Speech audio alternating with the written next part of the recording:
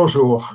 Un acte juridique est en général matérialisé par un texte, que ça soit une lettre, un mail, un contrat, un avenant, une attestation, enfin tout acte juridique. Donc, quelle structure, quelle forme lui donner pour qu'il soit juridiquement valable, comme disent justement les juristes? Le principe est très simple. Moi, je divise mes textes en trois parties, suivant le principe CAC, CAC, rien à voir avec le CAC 40 d'ailleurs. C'est donc contexte, acte lui-même, conséquence. Regardez par exemple un acte de notaire, un acte de vente d'un bien immobilier. Il y a d'abord l'origine de propriété, ça c'est tout le contexte. Il y a l'acte lui-même, la vente qui se fait à tel prix. Et il y a ensuite les conséquences. Par exemple, si c'est un terrain de lotissement, on va joindre le règlement du lotissement, on va parler des servitudes, on va savoir s'il y a une clause suspensive de prêt, et ainsi de suite. Donc, on commence par le contexte en précisant de quoi s'agit-il. Est-ce qu'il s'agit d'un contrat? Est-ce qu'il s'agit d'un avenant qui est un complément de contrat? Est-ce qu'il s'agit d'une mise en demeure? Est-ce qu'il s'agit d'une attestation, d'un engagement? Donc, le contexte pour un contrat, quel est l'objet de ce contrat? Quelles sont les parties qui signataires, les contractants? Si c'est une personne, les personnes physiques sont désignées donc par leur nom, leur adresse. En droit français, on a l'habitude également de désigner les personnes physiques par leur date de naissance, notamment dans tout acte administratif. À notre niveau, on se dispense la plupart du temps de cette précision, puisqu'il n'y a pas d'ambiguïté sur l'identité de la personne quand on parle d'un contrat ou d'un engagement.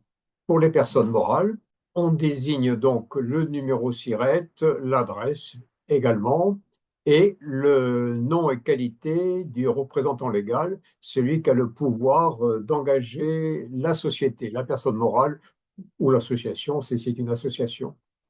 Quant aux immeubles, on les désigne par leur adresse, tout simplement. Si c'est pas assez précis, s'il peut y avoir éventuellement un doute sur une adresse, si c'est un lieu-dit par exemple, on va déterminer, on va préciser quelles sont les références cadastrales. Si c'est une partie d'un bâtiment, à ce moment-là, il faut bien entendu dire où est cette partie, mais il est bien d'en mentionner la surface pour éviter toute contestation ultérieure de bonne foi ou pas. Si c'est une mise en demeure, dans quel contexte, pour quelle affaire, à quel titre et suivant quelle référence. Et si c'est un engagement, on situe également le contexte. À quelle occasion y a-t-il cet engagement? Voyons un exemple tout simple, un avenant à un contrat. L'avenant est une pièce rajoutée au contrat, un chapitre, un dernier chapitre rajouté à un contrat préexistant. L'acte est désigné et reconnu par sa date. Pour les avenants, il est important de mettre les numéros. Alors on peut dire, mais on sait qu'il y a trois avenants. On le sait sur le moment. Mais s'il y a un contentieux plus tard, un sinistre, 8 ou 9 ans après, on sera bien content d'avoir les avenants numérotés. Donc ici, contrat de référence, puisque c'est un avenant, c'est le contexte. Donc objet du contrat de référence, entre les contractants, c'est un avenant à un contrat d'architecte. L'architecte et la date du contrat. L'acte lui-même, c'est en général la partie la plus simple. Il suffit de préciser quel est l'acte, quelle est la décision, quel est l'accord, l'engagement qui est pris. Le présent avenant modifie le contrat de référence suivant les seules clauses ci-après. Toutes les autres clauses du contrat de référence sont maintenues. Alors, j'ai l'habitude de mentionner en vert dans les documents que je transmets à ceux qui suivent mes formations. Je mentionne donc en vert mes remarques personnelles. En bleu, ce sont les textes qu'il faut adapter à chaque cas. Donc ici, c'est une modification de l'étendue de la mission d'architecte. La mission d'architecte est réduite. Les missions de suivi des travaux, réception des travaux et gestion après réception suivant le contrat de référence ne comprendront pas les travaux de peinture intérieure, posée sanitaire, réalisation des sols, soit les travaux référencés. On cite donc à ce moment-là le CCTP du marché de travaux. Vous voyez, on est très factuel. Marché de travaux en date du temps. Et enfin, troisième partie, les conséquences. Alors là, il faut réfléchir, il faut prendre le temps de se poser, de bien voir quelles sont toutes les conséquences éventuelles, pas uniquement celles qui viennent à l'esprit. En pratique, moi, quand je rédige un acte juridique, j'essaie de ne pas le transmettre tout de suite. Je le laisse reposer un peu, comme la patate crêpe, là, pour que s'il y avait des choses qui me reviennent à l'esprit, eh bien, je pourrais les rajouter.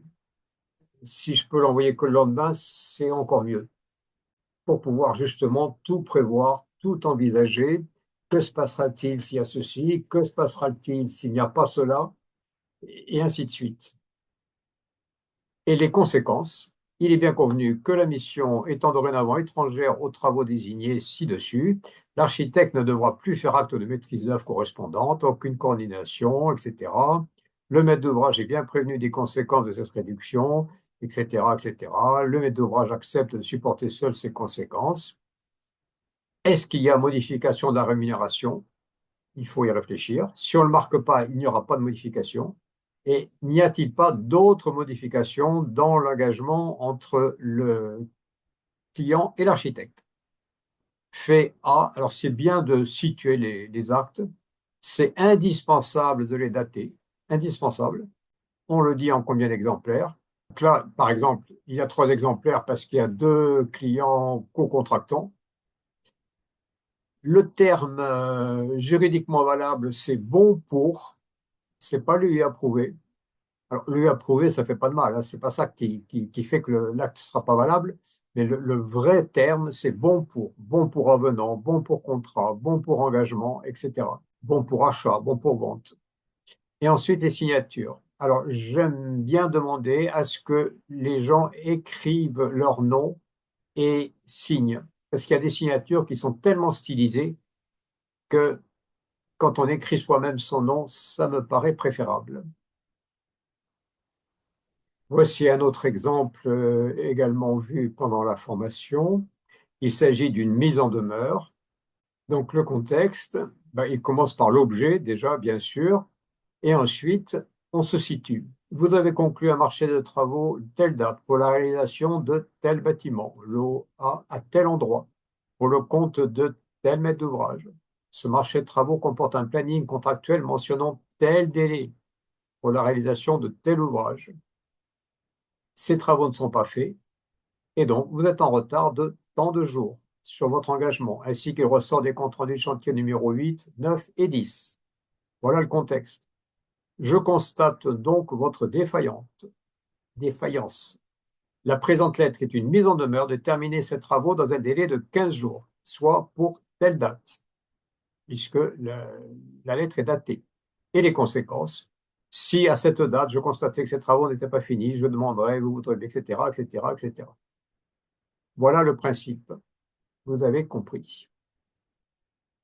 D'une façon générale, dans tout acte juridique, il faut être très factuel, très précis, citer des faits, des choses concrètes, des dates, pour que l'on puisse asseoir tout ce que l'on dit sur des preuves matérielles. Si on cite un événement, où s'est-il passé? Quand s'est-il passé? Qui était présent? Si c'est un accord, par exemple, verbal dans un compte-rendu de réunion de chantier. Si c'est un problème de chantier, on cite le ou les comptes rendus de réunion de chantier où ce problème a été mentionné. Quel est le numéro du compte rendu de chantier? Quelle est la date? En droit, on ne tient compte que des faits établis. Et un fait établi veut dire qu'on peut le prouver, qu'il y a une matérialisation du fait. Il vaut mieux, d'une façon générale, en droit, être un peu parano, c'est-à-dire qu'il faut toujours envisager le pire, de manière à s'en protéger, à s'en prémunir. C'est comme dans la conduite, on met une ceinture de sécurité qui, dans l'essentiel des cas, ne sert quasiment jamais, mais quand elle sert, quand elle doit servir, on est bien content de l'avoir. Et j'ai l'habitude de dire, c'est pas quand on tombe dans le ravin qu'on se dit, mais comment j'aurais pu éviter l'accident? Voilà, avec ce système CAC tout simple, contexte, acte, conséquence, vous avez une structure qui est valable pour la quasi-totalité des actes juridiques. Bien sûr, dans la rédaction elle-même, vous n'écrivez pas contexte, acte, conséquence, mais ça transparaît dans l'acte lui-même. C'est un point que l'on voit dans la formation juridique et pratique, la maîtrise d'œuvre, où je serais ravi de vous voir à une prochaine session.